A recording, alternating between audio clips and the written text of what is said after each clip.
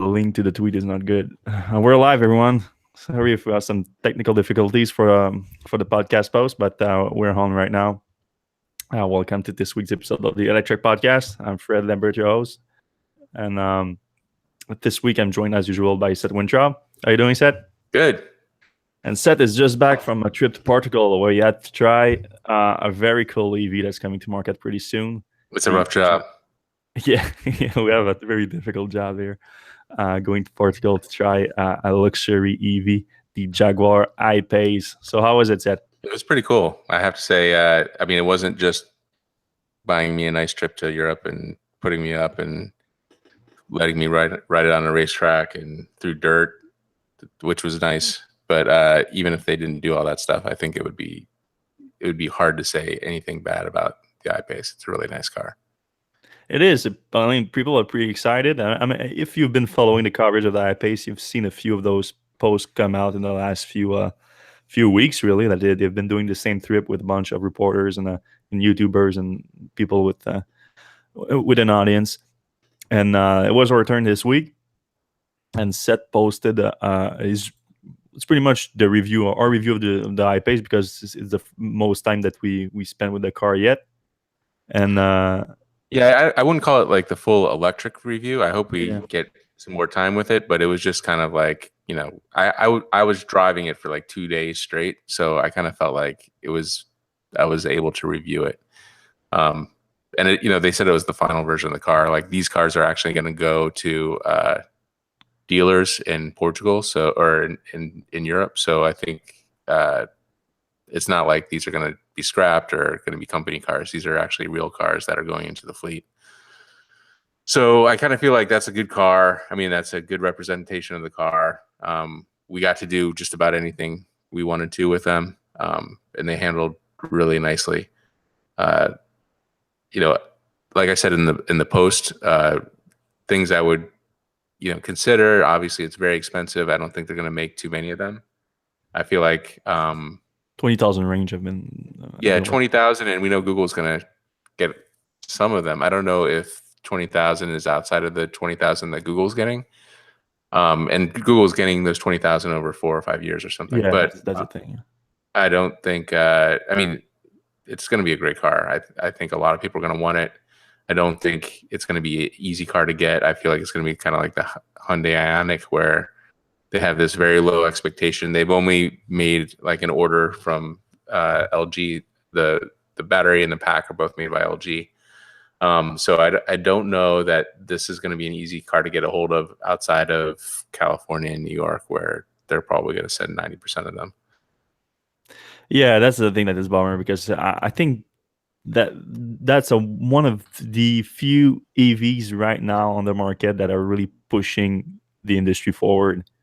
It's a good looking car. I mean, it's hard to I don't know in person if you agreed, but I mean, I've only seen it in pictures right now, and it's pretty impressive. Yeah, no, it's a great car. So that's the thing. A lot of people are saying, well, it's a Model X, but it really, we drive a Model X, and it's not even close to the same interior size. Like, it's way closer. I would almost say it's closer to a Model 3 interior than it is to even a Model S interior, because you're sitting quite close to the person next to you. It's a really lovely interior, like a lot of wood accents, and what you would expect from Jaguar is like exactly what you would expect. The navigation screen is very small, but it works pretty well. But size-wise, it's way more a car than even, I would say it's like crossover car size rather than SUV crossover size. But it still have a lot of utility to it. You said you took it off-road, and you were pretty impressed by its capacity off-road. Yeah, it was kind of crazy because the cars that we got to take off-road came with 22-inch carbon fiber wheels, which is like the last thing you would think they'd want us to take off-road. But they did a kind of like a thing where they blocked off the road, and they said, "Oh, you got to go through this dirt thing," and like we hadn't seen, as if that was the real situation, right? And it was funny because like we had all seen the videos from the other reviewers that had already been through this, so we knew what was coming.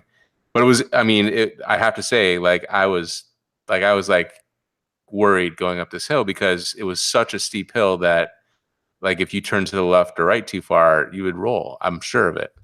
Um, it was at least 45 degrees, and like the guy would actually tell you to stop in the middle and then start up again. So you're basically on the middle of a 45-degree hill and starting the car up. And every once in a while, one of the four wheels would start spinning, but they all caught it. It would just somehow work. And then we went through a stream as well. It wasn't a super deep stream, but it was maybe a foot or something. And it did performed really well through that. And then on the second day, sorry to interrupt you, but you have a hair suspension, right? You can make the car higher for that. Yeah, they have a thing that raises the suspension 50 millimeters. What does that sound right? Like 5 centimeters. That's about 3 inches, 2 inches. 2 inches. Yeah, that's about 2 inches higher. Which I guess that's something. It's already. I mean, you already ride a little bit higher than let's say the Tesla or a typical car. So you're riding a little bit higher already. But like I have to say, like I did not think we were going to go on what we went on, even though I had seen it looked a lot more daunting in real life than it did in the videos. And we went fast on the dirt road. So we were on like just a dirt track. Like any car could go on this thing, but we were going like 45, 50 miles per hour on a dirt track. Probably destroyed the underbody of the car with all the rocks and dirt we were kicking up. But yeah, you did mention that there's a plate there, right? Protecting the battery pack. Yeah. So I talked this early on in the Tesla scene. There was a couple highway accidents where like they would run over a piece of rebar that was on the highway, and it would kick up into the bottom of the battery pack, and that kicking up basically like at highway speeds is like a bullet going through there, and it would puncture the bottom of the battery pack and go into the battery and start a fire. And frankly, if it didn't hit the battery pack, it could probably kill the occupants because you're basically getting a huge piece of metal going at highway speeds up through your car. Anyway, Tesla ended up putting a titanium plate below the aluminum plate to block it, and they showed videos of it running over a cinder block at highway speeds, which is pretty significant. So knowing this, having that background, I was asking about the plates under this car, and they didn't seem to be phased at all. And I was like, 7 millimeters of aluminum, which was the spec, that doesn't seem very strong. Like just in my mind, aluminum cans, for instance, they don't seem very strong. 7 millimeters of aluminum, that does seem a lot stronger. Yeah, that's like 7 times a can. yeah, but still 7 millimeters, that's not even a centimeter of, like closer to a half centimeter of aluminum. That doesn't seem like something that would be able to stop too much, but they seem to be plenty happy with it and okay with the situation. Yeah, the thing is with the Tesla, that was almost like freak accident things because I agree. It did happen, like a few of them in a very short period of time, so everybody started freaking out. But the thing is, if that was a regular car, like it would have been a crazy accident too, because we've seen sometimes like pieces of metal just going completely through the floorboard and into the passenger cabin. So the fact that they all happened in a very short period of time, I think that was the really big deal. So most people shouldn't be very afraid. Tesla sort of reacted to it as a almost like a PR thing more than an actual, like, statistically does this make a big difference? But of course the fire thing, that never helps. Yeah, no, it doesn't. So that was the underside. One of the commenters is talking about the proportions of it. It's got a really long wheelbase, but beyond the wheelbase, there's not much in front or back. So the cabin is actually pretty big, but the cargo space in the back and the front is like microscopic. I took a picture with my backpack, which wouldn't fit in there. So you can't even fit a backpack. It's more like a glove box in the front of the car. I think it would probably be a good spot to put your charging cables if you wanted to take your charging cables with you. It feels like it would just fit a charging cable nicely. Well, it looks like there's slits in there. Like if to put documents or something. Am I seeing it wrong from the pictures? I don't think so. Like, There's a big tunnel that goes from the nose plate because Jaguar's got that big nose plate. But if there's actually a hole that goes from the nose plate underneath the hood and then comes back up like right before the windshield. And the idea behind that is to blow air onto the windshield and to the back windshield that clears off the windshield so you don't have to use the windshield wipers. And the back doesn't even have a windshield so wiper. there's actually a real hair intake inside the grill. Is that what Yeah. I'm saying? I mean, the air, instead of going into a grill because there's nothing to cool down really, goes up back. It doesn't get blocked. It just goes up over the car. So that's what shrunk the front. Right, front trunk. right. The front would be much bigger otherwise. Mm-hmm. And it's almost like a front spoiler. It's kind of a weird idea. Because it's kind of directing wind over the car instead of having other kind of vortices happen. It's an interesting idea. I mean, I think Jaguar, just the nameplate, they have to have that big thing in the front, and Mhm. rather than put in something like what Tesla did with that nose cone thing, they have a nose cone, but instead of the air goes through the nose cone up over the car, which is kind of weird.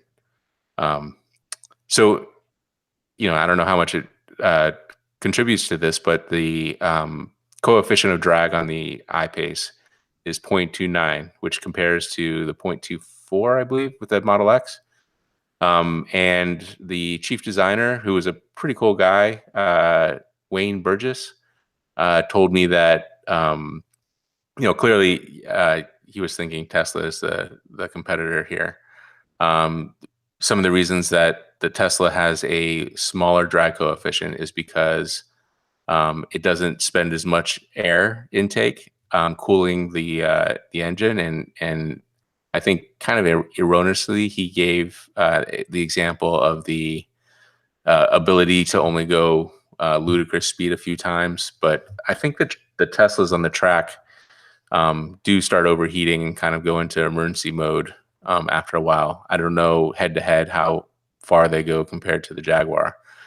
And then he also noted that the Tesla Model X design actually is like a wing and it creates some lift, which obviously you don't want at high speeds. I don't think it's a big deal at the low hundreds where the Model X tops out. But No, it's not, especially not at 5,000 pounds. Yeah, Right? I was gonna say like getting that thing off the ground you'd need like a couple wings. Anyway, he was like, our car is pushed down so that we lose a little bit of drag, but we gain, stability at high speeds. Which And like you highlighted in the post too, is like it's not the same. It's more of a performance car, the I-PACE than the Model X, right? Yeah, I mean, it feels like that. I mean, Jaguar doesn't make not performance, not luxury cars. Like that's just what they do. So I think they spent some time like really playing, like optimizing this for off for speed. Like it feels like they really did their homework on this one. Yeah, and Jaguar normally, for some of the vehicle, they offer some performance packages and some off-road packages. So it wouldn't be too surprising that if they got it so right with just the standard I-PACE, they could try to optimize each of those aspects for their special. I don't remember what they call the SR. Well, in the US, it's SRT. called SHE Sport Edition or HSE High Sport Edition. Anyway, it's kind of weird because most cars and even Tesla, the base model gets a kind of base model engine and drivetrain, and the high end gets a better drivetrain. But with the Jaguar, you get the exact same car, except bigger tires, but you get the same suspension, you get the same raising suspension, you get the same drivetrain, you get the same battery. Everything's the exact same, except you're paying like $10 or $20 or $30,000 more for different tires, like you'll get a glass roof, stuff like that. But you're getting pretty much the same car So if I'm buying a I-PACE, I'm getting the base model. Yeah. Although those tires do look kind of cool, the big ones. So you think the average seller price is going to be pretty close to the Well, price? I don't know. Because obviously you're talking about $70,000 car, and if the people who are buying $70,000 cars, just like Tesla, don't seem to have a problem going to 80 or 90 or 100. Yeah. So it wouldn't surprise me at all if they get a pretty good ASP on those. Yeah, but there's also going to be the type of people that's sort of like some early Tesla adopters that weren't really luxury car buyers that still ended up buying it because there was a Tesla was electric. I think the Jaguar has some potential at that level too, though Tesla already covered a lot of those type of buyers that were just going for an electric vehicle. Yeah, I mean, from my understanding, I think they're going to do pretty well just with Jaguar buyers. Like the people who want an electric but weren't quite sure if they should trust Tesla or the Model X, um, or Model S or 3. I think there's going to be a lot of people who want this car that are just Jaguar buyers. Yeah. I guess it's going to come down to the experience at the dealership too. Well, that's one of my main concerns is, Mhm. I mean, so at the event there was absolutely no mention of charging at all. Like we barely even opened the charge port even once. And the cars came to us fully charged. They don't tell us how they charge them, where they charge them. They're just magically fully charged. And my feeling is, and from talking to the reps, is that the dealers aren't going to get a thorough idea of how these things charge. I think it's going to be one of those things where they're like, yeah, you just plug it in at home. I don't know what you're supposed to do. And they said that each dealership has to have a level 2 32 amp charger, which seems really small and slow to me. Well, it's for their own cars, I think. I know 32 amps on a not 90 kilowatt hour battery. That's a lot of time to charge. It's like 12 hours to go from 0 to full. So, overnight is optimistic if you're starting from empty. Clearly, a dealer won't, if they're smart, they're not going to drive 240 miles a day. But, this is dealers. We're talking about people who aren't versed at using EVs. So they'll probably leave it uncharged a couple times and be like, oh, this thing sucks. What would be nice is if they actually had a DC fast charger, 100 kilowatt. And I've said this like 100 times before, but like Chevy could do the same thing. Like tell your dealers, just get a fast charger, put in I'm sure it takes some money to get a 480 3-phase put into your building, and the inverter's probably not cheap, but put one of those in your showroom so that you can show people how it charges and how fast it charges. It would give people the peace of mind that, oh, you can actually charge this thing pretty quickly, and almost as quickly as a gas station. So it just shows me that these people have very little experience with day-to-day usage of EVs, and it was a really unfortunate part of the thing, because the car is a really nice car. Yeah, they should maybe even like I know they already do that at dealership that sells both EVs and gas powered cars, where they have salespeople specifically trained for selling electric vehicles. But I think those people should probably like get a rental of the car for like weeks on end and months on end, and even have a home charger installed at their houses and that, just to get a very good feel of the EV charging experience, where they can get an idea that's not that difficult, and you can more easily communicate that to buyers. Because we've heard it time and time again. There've even been studies on it that the friction to buy an EV at dealership where they mostly sell gas powered cars is putting off EV adoption in a big way, and Jaguar need to address that, I think. Yeah, I mean, I would say that you would almost need to create a sub brand or a sub division of, in Chevy's case, Chevy, and say, like, this is the Volt and Bolt group, and this is a different, you either want a gas car or an electric car, and if you want an electric car, go to this sub brand over here where these people only sell volts and bolts and they know how to charge and they have one at home and all this stuff. Yeah. Jaguar, it would be smart of them to do so, but they've already said they're only going to sell 20,000 of these a year. They're Yeah, not so going they to. don't need to, right? That's a problem. Yeah, and those 20,000, I would imagine, are probably already sold. Yeah, that's the thing. There's gonna be all pre-sold items. There's gonna be a list. People are gonna put their name or putting their name right now on list at dealership to get them. So they don't actually need to actively sell them. So that won't be the problem. Yeah, So it's frustrating because like, what if you really tried to sell EVs? Like, what if Chevy really tried to sell the Bolt? Like, what if they said, "All right, the future of our company depends on this. Let's put some money into marketing. Let's put some money into training." But it's not happening yet. Clearly, the yeah, only company that's really obviously focused on EVs is Tesla. and then they also don't need to sell them that much. Like no one is learning that much about actively selling EVs Right. because they don't need to.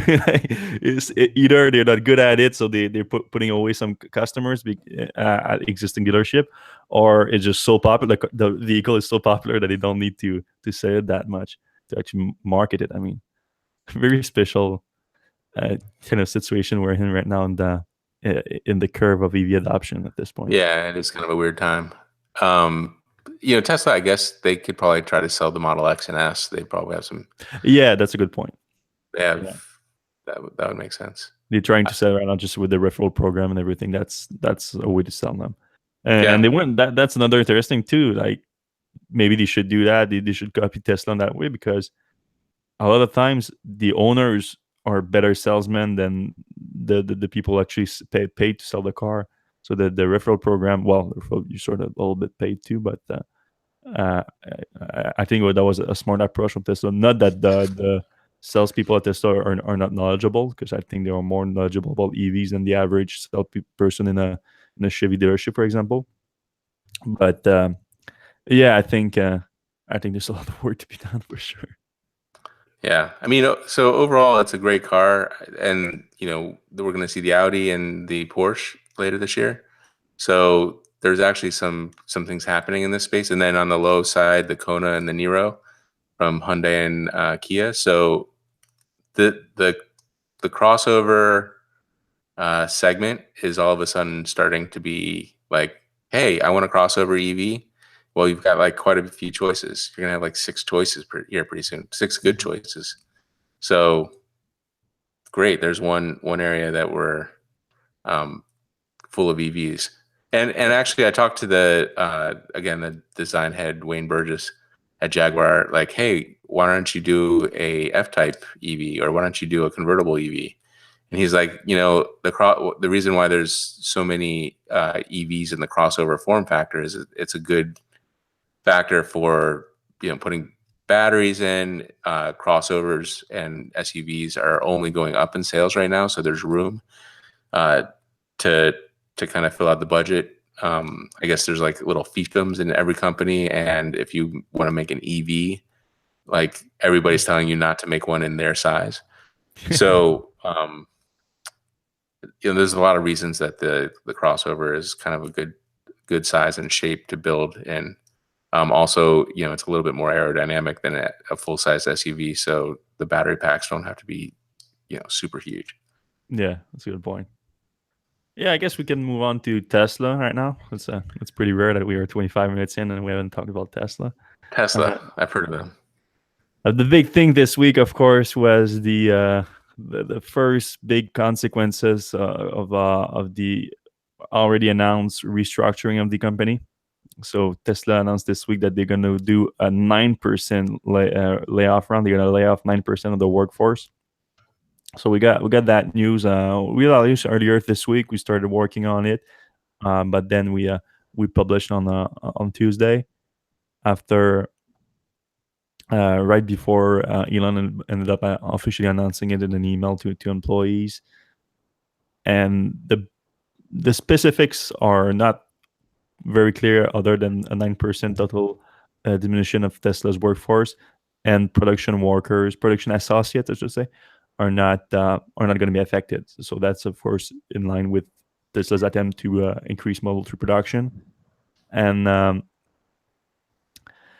there's going to be a lot of people affected. It's a sad thing, because even Elon said that it was a tough decision, because some people are going to be fired that are not for performance reason. That was Tesla's excuse for a few of the previous layoff round, that it was just performance review, and they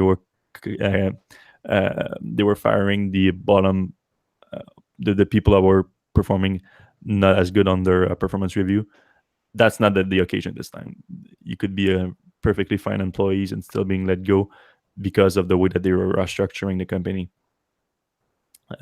People seems to be taking it pretty good though so far. Like a few employees commented, and they were even those that were letting go, and they were pretty happy about it. Like they weren't not necessarily happy about it, and they weren't they didn't harbor any hate toward Tesla because of it. And they still believe in the mission, and they understand that Tesla is pushing to be profitable by the end of the year. Yeah, and it was kind of surprising that the market seemed to, I don't want to say like the layoffs, but like it certainly wasn't. They liked the layoffs. No, they did. Yeah. Well, I think it was going up that day, and then it started stabilize after they announced it. So it wasn't necessarily a boost to Tesla stock. But yeah, if they want to, the market likes profit, and if the goal is profitability, and that brings them closer to it, I think they're gonna like that. Yeah. Another thing that was announced with the layoff is the end of the Tesla Energy's contract with Home Depot.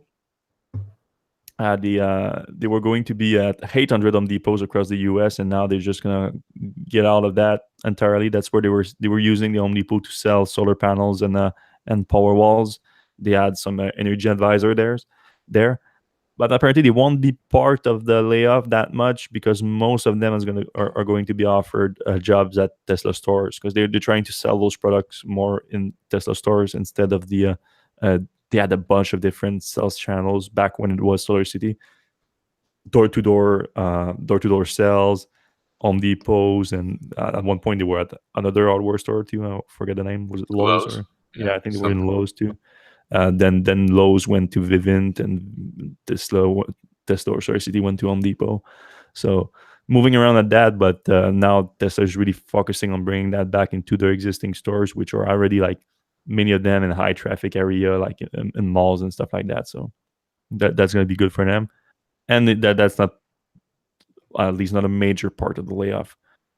But it could be like salespeople were affected. We saw a few sales manager being fired this week. Some people in service too. Service. Probably people in engineering too is going to be let go.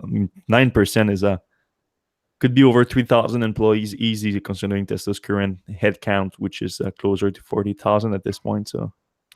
Yeah, but I think somebody noted, I can't remember where, but Tesla has hired like 2 or 3 times that many people this year already. So it's not like the company is getting decimated. It's more like, I did mention that in the article. Oh, you did? Yeah, that was me. Okay, that's where I read it. Yeah, I mentioned that Tesla already hired more employees this year alone than they are firing this week. So it's more about managing growth than, because, like you said, the market didn't panic or anything. Because of course, when a company lays off 9% of workforce, doom and gloom start getting involved, and the FUD and so what. Didn't happen in this case, because I think most people understand that it's more about Tesla managing the growth. When you hire, like what I mentioned is like from 2015, 2018, Tesla added over 15,000 employees. 15,000 employees in less than 3 years. That's a lot of people to hire. So of course there's going to be some mismanagement about the hiring process, and you're going to have people into departments that you don't really need them, and there's some duplication of positions and other similar things that can happen. So even though, like, we're not saying that those people were worthless and wasn't like anything like that, but it's probably going to be healthy for long term for the company to do that. Yeah, I was just thinking, if I worked in PR at Tesla, I would have not said cutting 9% of the employees. I would have just said brought it back to late 2017 levels. or early 2018 levels. Yeah, That would have I been think someone mentioned that uh, when I talked to Tesla, but I mean, I was gonna because we broke the story first, and of course Elon then tweeted the email real quick. But from my sources, I was getting 10% of the workforce, so I think I was the first one like to bring up that I was gonna say it's 10%. So when I said that, Tesla clarified, oh, it's closer to 9%. So they pretty yeah, much it's like had to 9.99, they not they ten had to dollars. yeah they had to put a number up and Right. either way. But yeah, of course, framing it as you said makes more sense, and I think it's also more representative. It's not just about making Tesla look good. It's true that Tesla has just been hiring like crazy, and they still are hiring at this point too. They want more people, and just they have to put it in the right department at this point. Yeah, and this, I mean, to me, this seems like they're doing everything they possibly can to get to profitability. Like it is like I don't want to speculate why that it's so important to get to profitability rather than dilute a little bit more or take some more capital markets. Obviously, the shorts are all saying that Tesla's out of lifelines. I don't think that's the case, but it seems like they've decided that they are going to be profitable this year, and it doesn't matter what they have to do to get there. Like putting off products, like just anything goes, Yeah. kind of. Yeah, we've talked about that before, and my point was always like I really don't mind Tesla losing more money if it means like they need to raise more capital and just accelerate EV adoption. But I mean, Elon touched on that a little bit on the email by saying that part of their mission to accelerate the transition to electric transport and renewable energy is to convince other automakers to get on board. And as he said, he already did with a few different programs from automakers. But another part of that is also to show that you can do it and be profitable, and that will encourage even more transition in the industry. So it does make sense. And if they can do it this year without putting off too much of their current programs, then it makes sense too. And I mean, they could do it because when Elon says we're not raising more equity, we're not raising more debt this year, you always mention this year. So they could as well just try to reach profitability in the second half of the year. Then first quarter 2019, they go to market, raise $2 billion, and accelerate the Model Y, accelerate Tesla Semi, accelerate whatever other vehicle program they were working on. Yeah, I guess they're going to be able to go to the capital markets and get more money if they show that if they really wanted to, they could create a profit. I think Mm-hmm. I think the best thing to do is kind of emulate the Bezos model, where miraculously every quarter you break even pretty much. Mm-hmm. Um, if they can do that, and I know things are much more erratic in the auto world, and they don't have as many um, it's just like they're younger and smaller, and things aren't ramping the same way. But if they could kind of just break even every quarter, I think people would be pretty happy, especially with the growth in uh, revenues and everything else that seems to be pretty easy to come by in Tesla's world. Yeah. And the other thing too is that it's one of the last thing that Tesla naysayers are grasping to, like the fact that Tesla is always losing money. So if you can, and we know how much the media attention, which is partly the the negative media toward Tesla, is pushed in a way by the Tesla short, the Tesla naysayers. They're the one like driving that, and we know that affects Elon a lot. Like he talks about the media all the time, especially in the last month or so with the Pravda stuff and similar comments. So if you can take that argument away from the shorts and from the naysayers, it's a smoother ride, I think, for Yep. Tesla in general. So that's another aspect to take into account. So Yeah. So what do you think the shorts are going to grasp onto next, or are they just going to give up? well, I think historically, if you look at it, because the shorts, there's always going to be a few Tesla naysayers, but the biggest one are the one that are associated with short position on Tesla stocks, and some of them already went bankrupt on Tesla in the previous runs. So if Tesla can really shake off those shorts, at some point they're all going to give up. I mean, it's inevitable. They're going to be Right. new ones if Tesla keeps growing. That's for sure. But historically, the biggest run in Tesla stocks was in 2013 after they reported their first profit, because they did. Some people forget, like, Tesla never makes money. They did one quarter at some point, a few bucks. They made a Right. few bucks back in 2013, and that's when the stock skyrocketed. So now, if they can prove the same thing, but instead at the production rate of a few hundred vehicles per week, they prove it at a production rate of a few thousands vehicles per week, and more than that, actually, like over 5,000, 7,000 if you include Model S and X, like close to 10,000 vehicles a week, you can prove profitability. Then I think the market doesn't believe that yet. So I think there's going to be a correction up for the stocks if it proves, and if it's a big enough correction, I think you're going to shake off a lot of shorts that are just going to give up. Maybe they're gonna, if they survive, they're gonna come back later on when Tesla stock is even higher, and they see a correction downward. But I think it's gonna be big enough that they're gonna shake off a lot of those shorts, and we're gonna start hearing less about them. And then stock will hit 400 and 500 and keep going from there.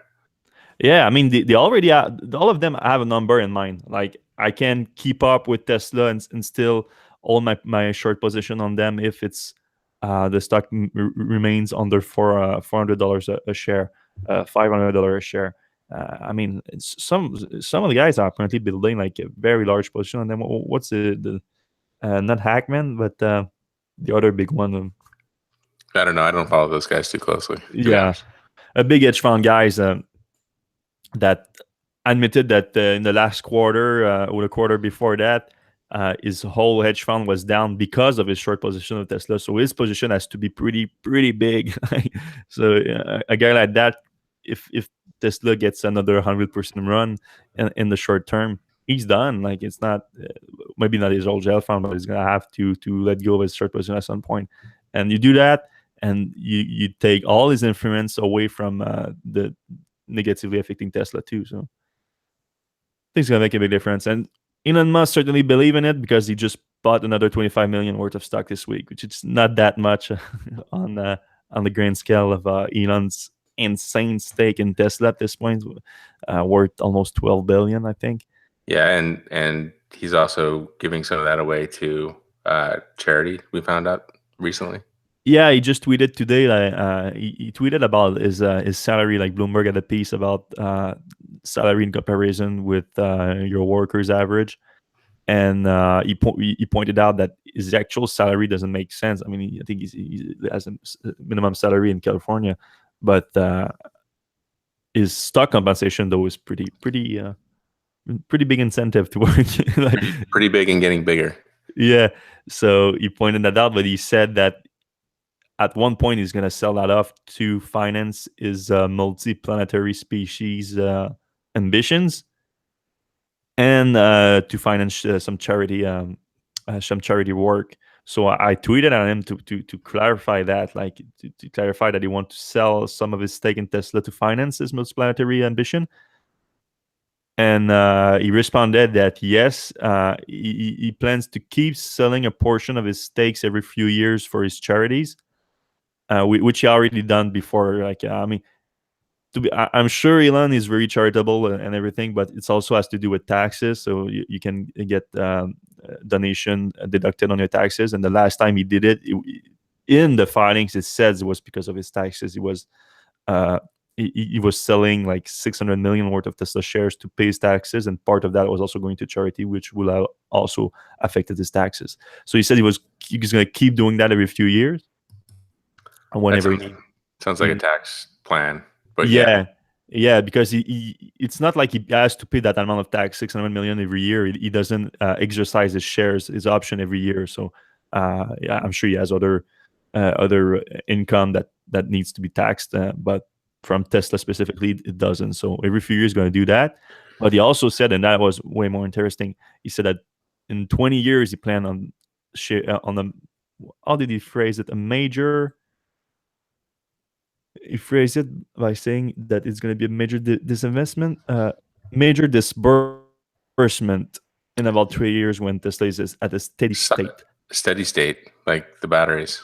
Solid state now, steady state. No, that should be sooner than 20 years, hopefully. Hopefully. But yeah, so that's interesting, because Elon previously said that he's going to be the last one to sell his stake in Tesla and everything. I mean, 20 years is pretty, that's pretty fair. I mean, but it's a long time. So the way I understand it is that in 20 years from now, around that time, he plans on setting up a big part of his stake in Tesla in order to finance his Mars colonization project, uh, or at least accelerate it or something. Because I think the Mars SpaceX Mars plans are sooner than that. Like even like in the next few years, they plan on sending the first few missions. But I mean, maybe as they go, the capital needs are going to increase for sure.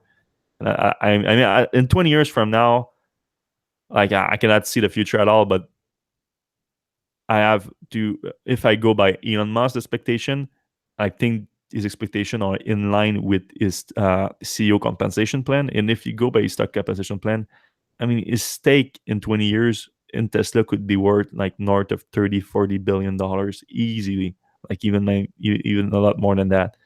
Like at 600, I calculated that it's going to be like closer to 25% of 650 billion. I think that's right. 650 billion is the top level of the market capitalization under the So we're compensation plan. talking like over $100 billion worth Yeah, pretty easily if everything works out. if everything goes fine, it's between 150 and 200 billion dollars this stake. Yeah, Which is insane. It's more. It's 1.5 to 2 times what Bezos is worth right now, and I right. think he's currently the richest man on earth with his stakes in mainly in Amazon, but also a few other ventures.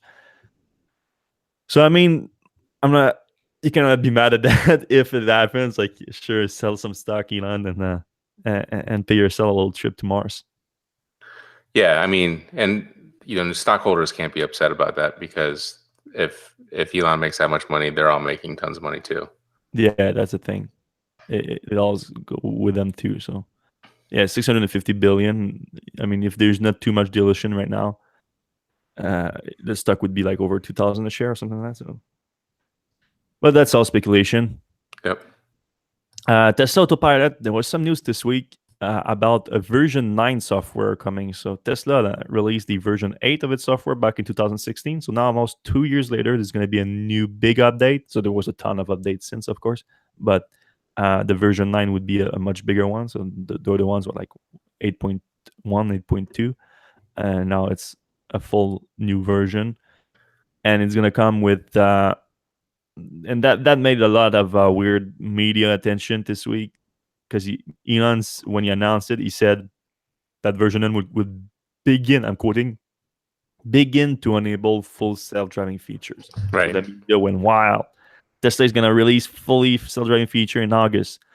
I don't think that's going to be the case. I think it more was a reference to Tesla's full self-driving capability package. Also, Which, I would even say August. Like, what percentage of the time does Tesla release its autopilot updates on schedule? I would say that that's close to zero. yeah, So maybe like by Christmas, version 9 yeah, will be. we're not even talking about that. We're not even talking about the possibility of a delay on that. We're just even talking about the what he's even talking about releasing here, which is, I don't think fully self-driving. It's going to be, and it's going to be the first thing where we see a difference between people having a enhanced autopilot package and a fully self-driving package, which doesn't mean that it's going to be fully self-driving, but it's going to be starting to see difference between the two packages. What will those differences look like? It's unclear, because the fully self-driving package doesn't have any specific features beyond apparently using more cameras, which never made sense to me. I think they should both use the number of cameras and make it the more efficient as possible under the features package. And the only actual feature in that package was the fact that it would trade fully self-driving. So everything is vague, but apparently Autopilot is going to improve with version 9. Yeah, it sounds like they're building the foundation for more autonomy, but it's like that's where the foundation starts. It's not where the actual autonomy starts. Yeah, exactly. Because he said more toward the end of next year that fully self-driving. So that would be a big change in the schedule if that were to happen. He also said that Autopilot will have a new interface on the instrument cluster, so you should be able to even see your blind spot, because right now your car appears you see a whole car, but you don't really see a car right next to you on your black spot in the render that is on the instrument cluster. Now you would apparently see it, but it could also be a completely different user interface. So that would be a welcome change, I think. Not that the user right now interface is bad on the instrument cluster, but I mean, it could be better. You could get like a 360 view or something like that. I think that would be great. Yeah, it would be kind of cool, especially for your blind spots, to be able to see what's there just by looking down. Yeah, because do you have the 360 view on your Ball TV? Yep. It's pretty good, right? Yeah, I mean, it's unfortunately it's only used during like parking type situations, but it's really cool. Like, and it works. Like, you can see like how close you are to the fire hydrant and the curb and the person behind you. So it's a great thing. BMW also has something similar. I think the i3's got something like that. Uh, it's good technology, and Yeah, and Tesla. I think Tesla could make it better too with all the sensors. Yeah, well, I mean, they have the cameras already, so it's not like they can't do it. Yeah, Like, they have the camera, they have the ultrasonic sensor all around the cars that are pretty good for parking sensor too. So yeah, I think there's a big step improvement that can be made with how you see around your cars straight from the instrument cluster or the left side of the screen in case of the Model 3. yeah. Um, yeah, another thing that we haven't discussed last week. I think the update just came out around the same time that we were making the podcast. Speaking of the renders, now you can see the cars on each lanes. But the other thing that came out that we didn't really talk about until this week was the nag of the Autopilot also apparently increased a lot with the last update, where it prompts you to hold the steering wheel almost every 15 to 20 seconds that you're not touching the wheel. And that came with another set of complaints about how do you make that alert go away by the way that you grab the wheel. So of course, hold the steering wheel just means that people are just like grabbing the wheel, but the way that their sensors are programmed, it's more about applying some torque on the wheel. So you have to move the wheel a little bit. And so a lot of people were saying like, "Hey, I'm grabbing the wheel and it's still showing me the alert." And the alert, of course, if it doesn't detect that you're grabbing the wheel, increase to the point of actually deactivating the autopilot at some point. So you really need to make those alerts go away. So what Elon said this week is that you're gonna change the name of the alert from "hold the steering wheel" to "apply pressure on the steering wheel, up or down a little bit." You don't need to apply that much, but you need to apply some. All right, so I have opinions on this. So already, it's kind of annoying because if you're on a straightaway, you're not going left or right, and you're holding the wheel, and it'll already, like, before this update, it'll already nag you to hold the wheel, even if you're holding the wheel. You just haven't put any pressure on it. So I'm assuming that's going to get worse. I of course haven't got the update yet, but so like if we step back from this a little bit, I don't think Tesla was planning to have to, like, when the whole autopilot thing came out, I don't think they were expecting to have to keep people from taking their hands off the wheel. The original that first guy who died with the autopilot, he was straight up sleeping. His hands weren't on the wheel. He didn't have any kind of rig going on. It was just kind of like leaving it in the driver's hands to, quite literally, to stay alert and on the wheel. And some people were taking videos of themselves asleep and all this stuff. So Tesla, and it said, well, you have to keep your hands on the wheel. And if you don't put your hands on the wheel, then, we'll start beeping and then we're going to kick you out. I think they only did that. I don't think the Teslas were designed, for instance, like the GM Super Cruise has that thing that looks at your eyes and keeps your eyes on it. I don't think Teslas were designed from a high level to have the nag function. I think the nag function is something they had to build in later as kind of a band-aid to keep people from doing stupid things. It's a reaction. It's a reaction, and it's kind of a hack because they have to, because people are idiots. That's my opinion. So it's a case of a few people abusing the system and making it worse for everybody else. Kind of, yeah. Because Which is most of the things that are bad, that we can't have nice things, is because of that. yeah, and Elon did mention it that it's now about like a balance of finding a way to have enough nag to make sure that everybody's paying attention, but not too much nag that people stop using the system. And without using this, if you like right now, if you're on the highway, you activate autopilot on your Model X, right? Yep. Because it's easier. Like if you're paying attention, it's easier. You have less fatigue that comes in because it's the same. It's the same reason why you're using cruise control on a regular car. Right. Like you want to remove some of the tasks while still keeping attention and watching the road. Yeah, and it's safer, and you at the end of 2 or 3 hours, you're like way more, less fatigued mentally. Yeah. So it's worth it, but you have to keep in mind always that you're in control. And so I asked on that post if you think that Tesla actually found that balance and really mixed opinions on it. Rightfully so. I mean, I think it's really tricky a situation that to have.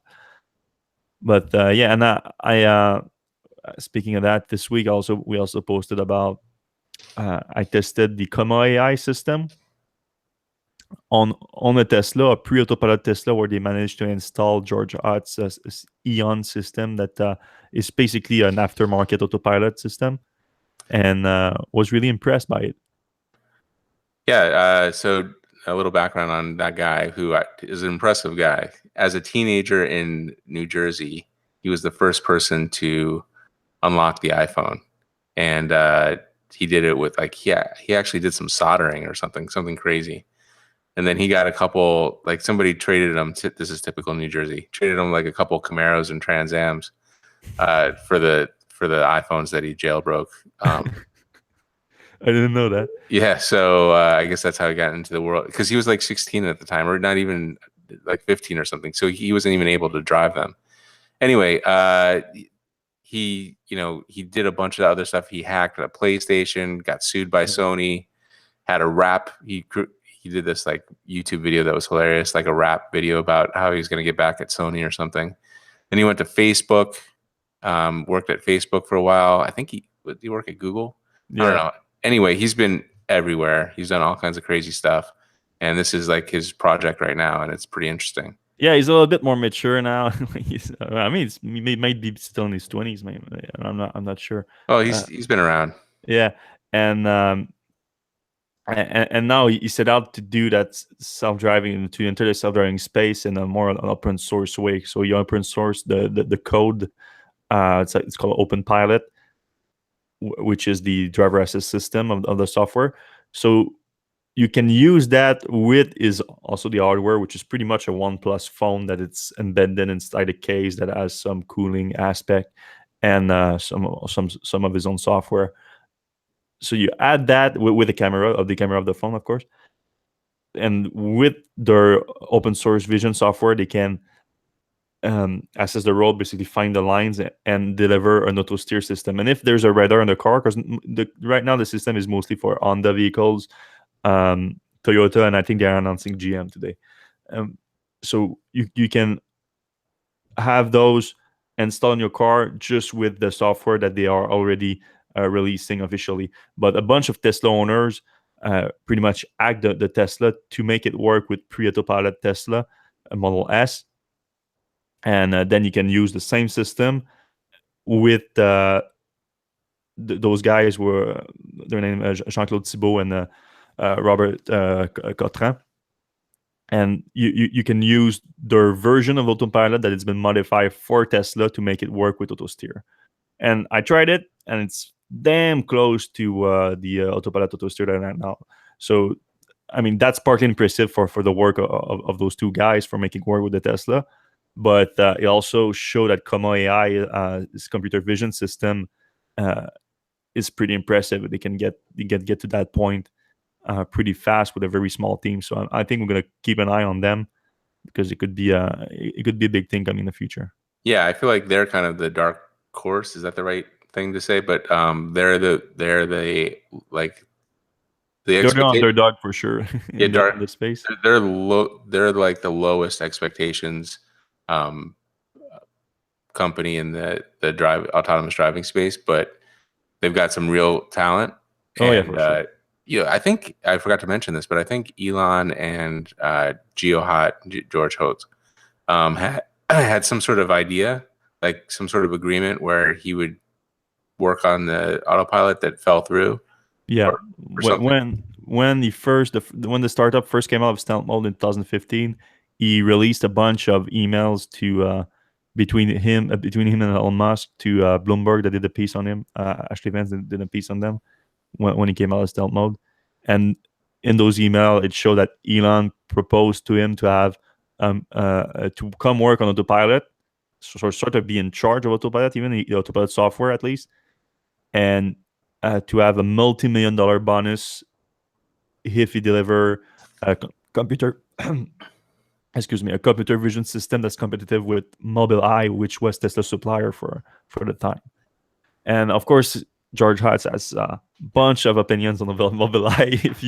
If you just tap George Hotz Mobileye on YouTube, and you can get some pretty interesting thoughts on the system. Actually, there was a podcast with Jason Calcanis. If you're Googling, Yeah, that's the one you want to yeah, listen that's the best one. Yeah.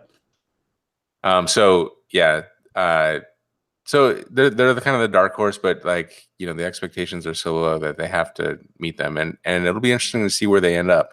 I could see him or Kama AI either getting acquired by Tesla, acquired by Waymo, maybe. I don't know. That's like Waymo probably has their own ideas, or some other we're not thinking about some other car company, or one of the early EV companies that are like Faraday Future wants autonomy. Like, well, Yeah, a lot of them. There's like they're not like they're small. I think they are 13 people, something like that. But they did get a few $millions from VC, so the valuation is not like it's not peanuts or anything. But that's nothing in the self-driving space right now. Everyone is getting hundreds of millions of dollars, if not billions. Like GM Cruise just got a yeah, I $1 could billion. actually. That's a good point. I could see them being like GM Cruise, like saying, "Oh, we've kind of pieced this together. It's really not cohesive. I don't think this is a product that will go a long way. We need to kind of get like the next big step. We need to buy something quick." I could see them buying Comma AI just to like fill in the gaps of the technology that they're building. Yeah, that would make sense. Well, we'll keep an eye on them and report back at some point. Right now, before we go, I think we should mention real quick we didn't get to talk about it because it happened last weekend, so it happened a while back. It's not in the news too much anymore, but I think it's worth to mention on the podcast. The Tesla Roadster Spacex package. So we've been talking about it for a few weeks, but now we have a better idea what it's going to be like. It's going to be pretty insane because it's going to have actual thrusters on the car. Cold air thrusters. Yeah. So we're running out of superlatives on Elon Musk announcements. Like insane, ludicrous. Those don't even begin to describe this idea. Which, like, guys, you're going from even Plaid. It's like you're going from 0 to 60 in 1.9 seconds, and you're like, I would love to go just a little bit faster. I don't have any kids. I would rather I don't value life that much. Yeah, clearly, like there's not much else in this world. Let's just want a little dose of adrenaline, please, and a little more. So yeah, what he basically said is that he clarified what is going to be the SpaceX package on the Tesla Roadster, and it's going to be a bunch of COPV bottle, which is basically like reinforced bottle with compressed air inside. And when released, that air produced thrust.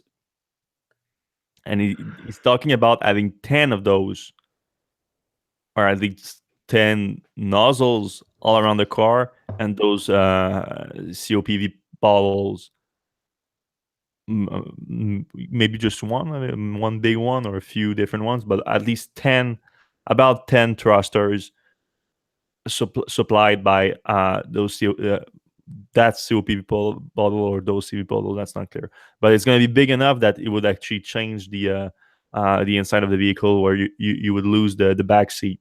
Though he actually referred to them as the kids seats when he said that instead of being a two plus two, it's going to be just a two-seater. So it's going to be an actual real Roadster. Right. So I think people's going to be happy about that, because they were mad that he called it the Tesla Roadster if it has 4 seats, but they're calling it 2+2, so it's still a Roadster. But the back seat, he referred to them as kid seat, and they would go away and be replaced by those COPV balls. So that's quite. I mean, if you think about kids' sizes, you basically get 2 kids worth of, air space, compressed air space. That's quite a bit of air. I still think it's zany. Like I feel like Well, Elon's. the car was zany before that too. So. But it was zany and like okay, I get it. Like I want to go 600 miles. I don't want to think about charging this thing. That's cool. Or like 0 to 60 in 1.9 seconds. I want to beat the Bugatti, and I don't want to talk about 0 to 60 times anymore. This is just the fastest car. But then adding this, like, I don't know, just doesn't seem like he's hitting the good spot anymore. It's kind of just like going off and. Well, let's see it first. I mean, okay, I get where you're going with it, but I think it's gonna be pretty cool too. So the cool aspect, I think it's gonna be pretty awesome. But I guess it would be cool if it like had smoke coming out of it, like cold air, compressed air. Well, there's gonna be a sound, that's for sure. Like cold air getting out, that makes a big sound. So the sound aspect would be pretty cool, I think. It would probably cool off the car pretty quick as well. I know we used to have these CO2 powered